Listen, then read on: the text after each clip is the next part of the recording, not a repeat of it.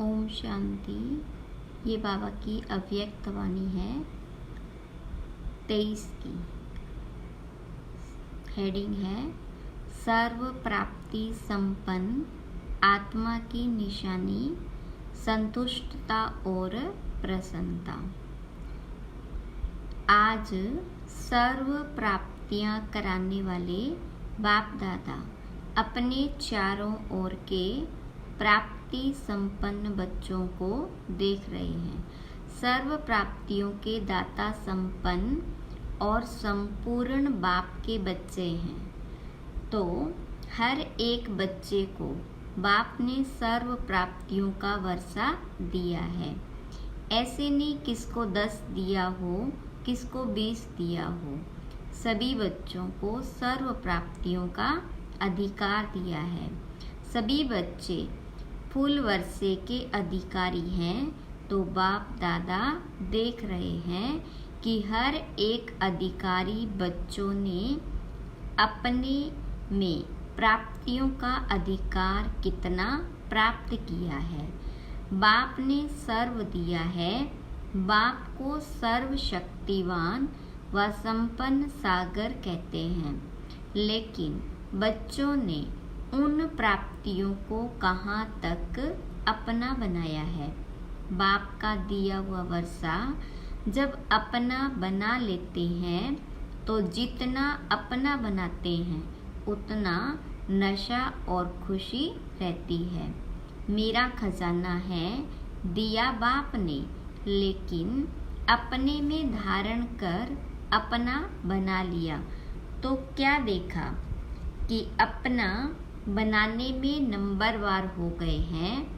बाबा ने नंबर नहीं बनाए हैं, लेकिन अपने अपने धारणा की यथाशक्ति ने नंबरवार बना दिया है।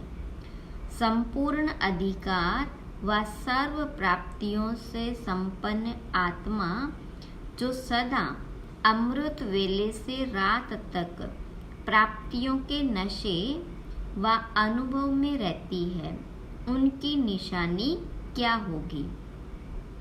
प्राप्तियों की निशानी है संतुष्टता।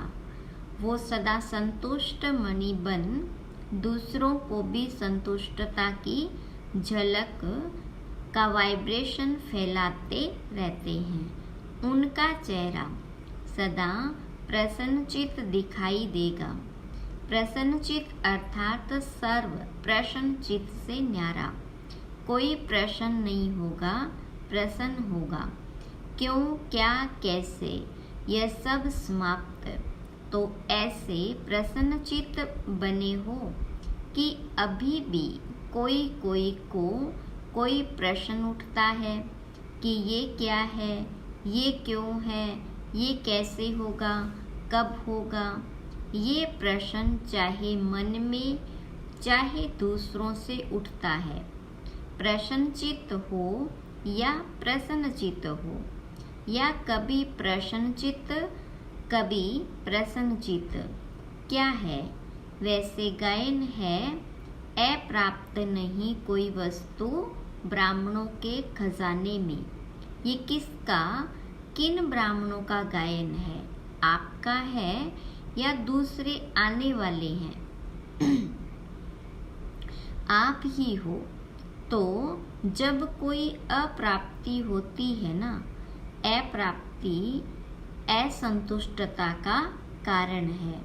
अपना अनुभव देखो, कभी भी मन असंतुष्ट होता है तो कारण क्या होता है। कोई न कोई अप्राप्ति का अनुभव करते हो, तब असंतुष्टता होती है।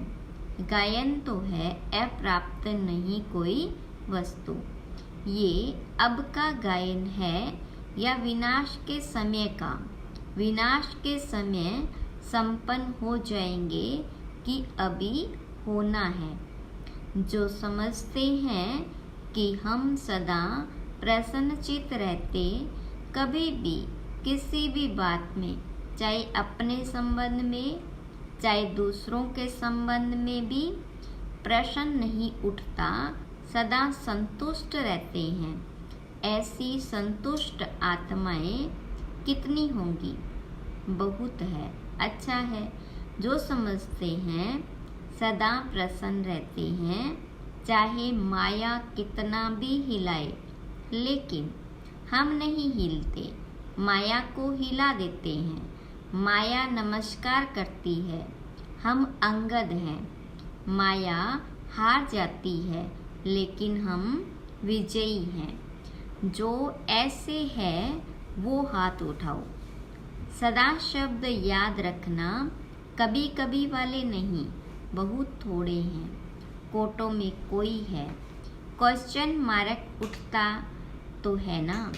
क्वेश्चन मार्क डिक्शनरी से निकल जाए, हलचल भी न हो।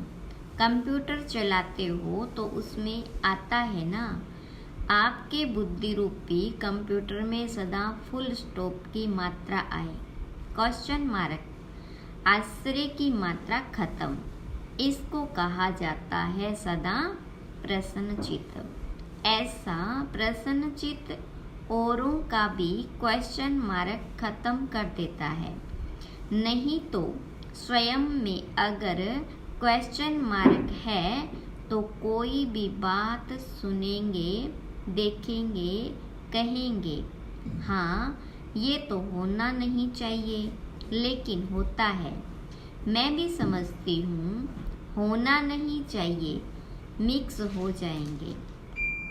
उसके प्रश्न को और अंडरलाइन कर देंगे। टेका तो दे दिया ना कि हाँ ये ठीक नहीं, लेकिन होता है। तो प्रसन्नचित्त उसको नहीं किया, लेकिन और ही प्रश्न को बढ़ा लिया। एडिशन हो गई। वैसे 1 का क्वेश्चन था, अभी 2 का हो गया, 2 से 4 का हो जाएगा। तो प्रसन्नचित्त वाइब्रेशन के बजाय प्रसन्नचित्त का वाइब्रेशन जल्दी फैलता है। हाँ ऐसा है, साथ दे दिया। आश्चर्य की मात्रा आ गई ना। हाँ तो फुल स्टॉप तो नहीं हुआ ना। चाहे अपने प्रति भी ये मेरे से होना नहीं चाहिए, ये मेरे को मिलना चाहिए, ये दूसरे को नहीं होना चाहिए, तो ये चाहिए प्रसन्नचित्त बना देती है, प्रसन्नचित्त नहीं। तो सभी का लक्ष्य क्या है? संतुष्ट प्रसन्नचित्त। किसका प्रसन्नचित्त होता है, उसके मन बुद्धि के व्यर्थ की गति फास्ट नहीं होगी। सदा निर्मल निर्माण होने के कारण सभी को अपने प्रसन्नचित्त की छाया में शीतलता देंगे। कैसा भी आग समान जला हुआ बहुत गर्म दिमाग का हो, लेकिन प्रसन्नचित्त के वाइब्रेशन की छाया में शीतल हो जाएंगे। कमजोरी क्या आती है? वैसे ठीक चलते हो, अपने रीति से अच्छे चलते हो, लेकिन जब संबंध संपर्क में आते हो तो दूसरे की कमजोरी देखते, सुनते, वर्णन करते, प्रभाव में आ जाते हो। फिर कहते हो कि इसने किया ना, इसलिए मेरे से भी हो गया। इसने कहा तभी मैंने कहा। उसने 50 बारी कहा, मैंने 1 बारी कहा। फिर बाप के आगे भी बहुत मीठी मीठी बातें रखते हैं। कहते हैं बाबा आप समझो ना, इतना सहन कहाँ तक करेंगे? फिर भी पुरुषार्थी है ना, तो थोड़ा तो आएगा ना। बाप को भी समझाने लगते हैं। यहाँ जो निमित्त है उनको बहुत कथाएं सुनाते हैं। ऐसा था ना, ऐसा था ना, ऐसा था ना, ऐसे ऐसे की माला जपते हैं। बाप दादा सदा ही इशारा देते हैं कि ऐसी बातें 2 अक्षर में वर्णन करो, लंबा वर्णन नहीं करो। क्योंकि ये व्यर्थ बातें बहुत चटपटी होती है, मज़ेदार लगती है। वैसे खाने में भी खट्टी मीठी चीज़ हो तो अच्छी लगेगी ना, और फीकी सादी हो तो कहेंगे ये तो खाते ही रहते हैं।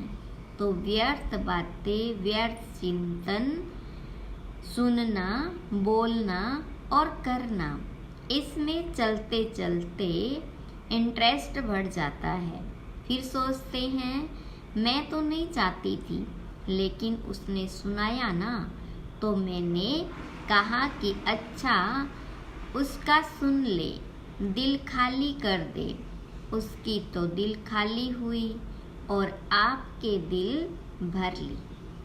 वो थोड़ा थोड़ा दिल में भरते भरते फिर संस्कार बन जाता है, और जब संस्कार बन जाता है तो महसूस ही नहीं होता कि ये रोग है।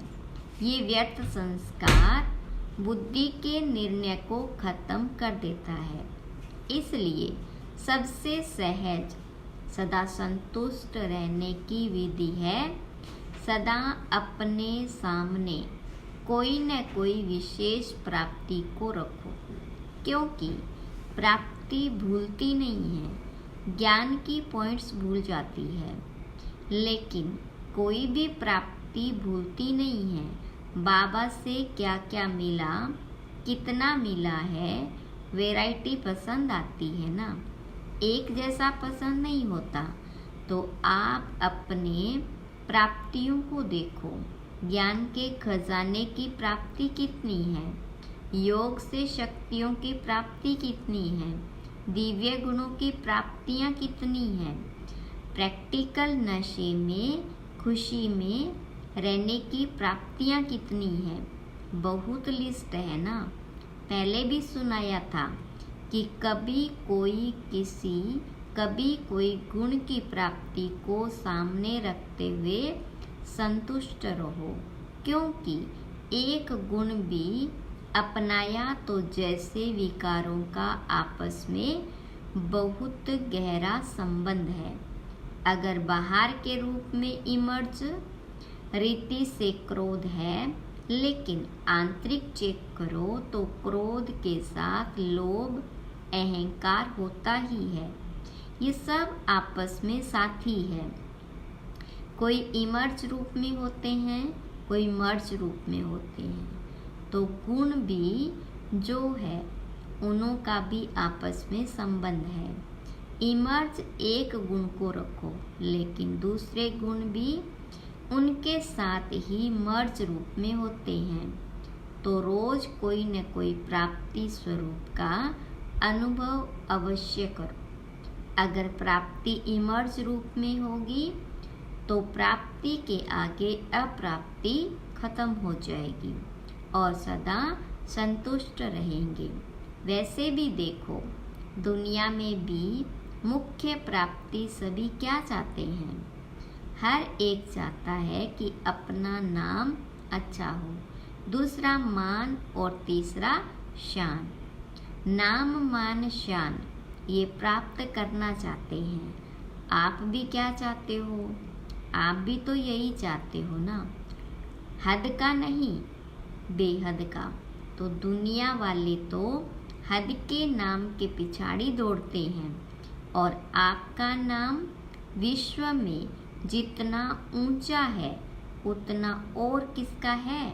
तो आप अपने नाम को देखो। सबसे नाम की विशेषता ये है कि आपका नाम कौन जपता है? स्वयं भगवान आपका नाम जपता है। तो इससे बड़ा नाम क्या होगा? आपके नाम से अभी लास्ट जन्म में भी अनेक आत्माएं अपना शरीर निर्वाह चला रही है। आप ब्राह्मण हो ना, तो ब्राह्मणों के नाम से आज भी नामधारी ब्राह्मण कितना कमा रहे हैं। अभी तक नामधारी ब्राह्मण भी कितना ऊंचे गाए जाते हैं। तो आपके नाम की कितनी महिमा है। इतना श्रेष्ठ नाम आपका हो गया इसलिए हद के नाम के पीछे नहीं जाओ। मेरा नाम तो कभी किसी में लेते ही नहीं है, मेरा नाम सदा पीछे ही रहता है। सेवा मैं करती हूँ, नाम दूसरे का हो जाता है। तो हद के नाम के पीछे नहीं जाओ। बाबा के दिल में आपका नाम सदा ही श्रेष्ठ है।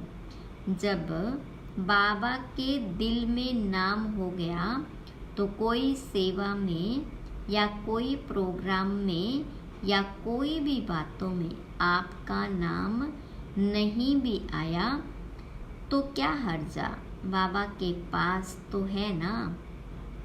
जैसे भक्ति मार्ग में हनुमान का चित्र दिखाते हैं ना, तो उसके दिल में क्या था, राम था। और बाबा के दिल में क्या है, बच्चे। तो बच्चों में आप हो या नहीं हो तो सभी का नाम है, देखा है पक्का। कभी मिस हो गया हो तो आप सभी का नाम है, तो और नाम के पीछे क्यों पड़ते हो। क्योंकि मेजॉरिटी यही नाम मान शान गिराता भी है और यही नाम मान शान नशा भी चढ़ाता है। तो प्राप्ति के रूप में देखो, अगर मानो कोई कारण से आपका नाम गुप्त है और आप समझते हो कि मेरा नाम होना चाहिए, यथार्थ है, फिर भी अगर किसी आत्मा से हिसाब किताब के कारण या उसके संस्कार के कारण आपका नाम नहीं होता है, आप राइट हो वो रोंग है, फिर भी उसका नाम होता है, आपका नहीं, तो विजय माला में आपका नाम निश्चित है। इसलिए इसकी भी परवाह नहीं करो। इस रूप में माया ज़्यादा आती है, इसलिए अभी गलती से नाम मिस हो भी गया कोई हर्जा नहीं, लेकिन विजय माला में आपका नाम मिस नहीं हो। पहले आपका नाम होगा तो अपने नाम की महिमा याद रखो कि मेरा नाम बाबा के दिल पर है, विजय माला में है, अंत तक मेरा नाम सेवा कर रहा है। और आपका मान कितना है, भगवान ने भी आपको अपने से आगे रखा है। पहले बच्चे तो स्वयं बाबा ने मान दे दिया, कितना आपका मान है उसका प्रूफ देखो कि आपके जड़ चित्रों का भी लास्ट जन्म तक कितना मान है। चाहे जाने नहीं जाने, लेकिन कोई भी देवी देवता का चित्र होगा तो कितने मान से उसको देखते हैं। सबसे श्रेष्ठ मान अब तक आपके चित्रों का भी है। ये प्रूफ है, जब आपके चित्र ही इतने माननीय पूजनीय हैं तो जिसका मान रखा जाता है उसको पूजनीय माना जाता है। हमेशा कहते हैं ना, यह हमारे पूजनीय है, पूज्य है। तो प्रैक्टिकल प्रूफ है कि आपके चित्रों का भी मान है। तो चैतन्य में है तब भी चित्रों का मान है। अगर चैतन्य में मान नहीं होता तो चित्रों को कैसे मिलता। बाप तो सदा कहते हैं पहले बच्चे डबल पूजे जाते हैं, बाबा तो सिंगल। तो आपका मान बाबा से ज़्यादा हुआ ना, इतना श्रेष्ठ मान मिल गया। तो जब भी कोई हद के मान की बात आए तो सोचना कि आत्माओं का मान क्या करेगा। जब परम आत्मा का मान मिल गया, ऐसे नहीं सोचो कि हम इतना कुछ करते हैं फिर भी मान नहीं देते, पूछते ही नहीं हैं। ये सोचना व्यर्थ है, क्योंकि जितना आप हद के मान के पीछे दौड़ लगाएंगे ना, तो ये हद की कोई भी चीज़ परछाई के समान है।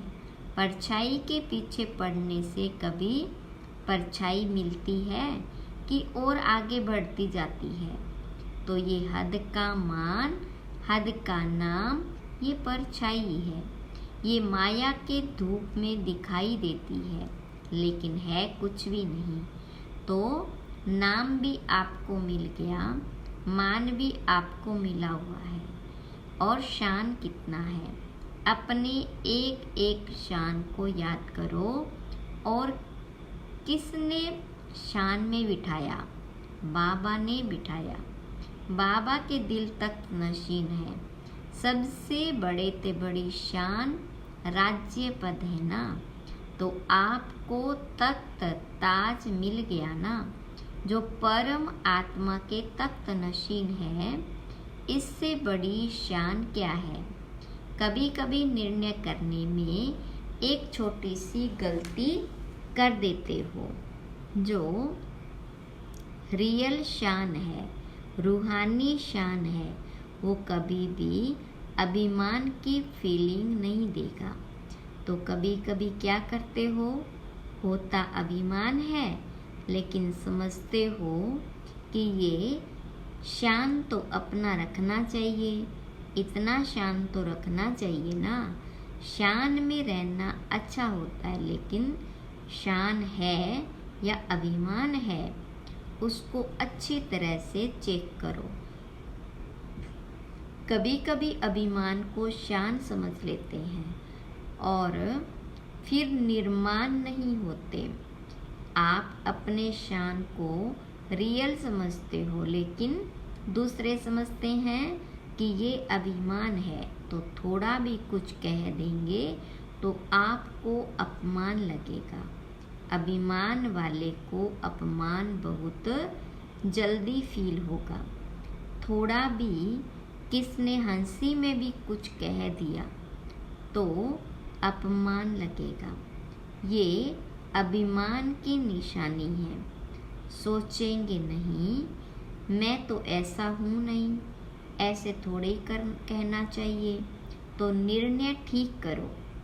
उस समय निर्णय में कभी कमी कर लेते हो, यथार्थ के बजाय मिक्स होता है और आप उसको यथार्थ समझ लेते हो। तो कहने में आता है कि ये है बहुत अच्छे, लेकिन बोलचाल, उठना बैठना जो है ना, वो अभिमान का लगता है।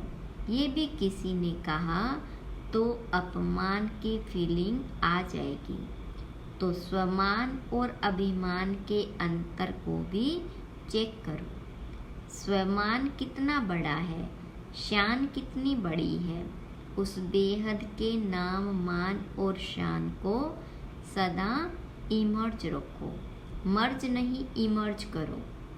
जैसे याद में कभी कभी अलबेलापन आ जाता है तो कहते हैं हम हैं ही बाबा के, याद क्या करें।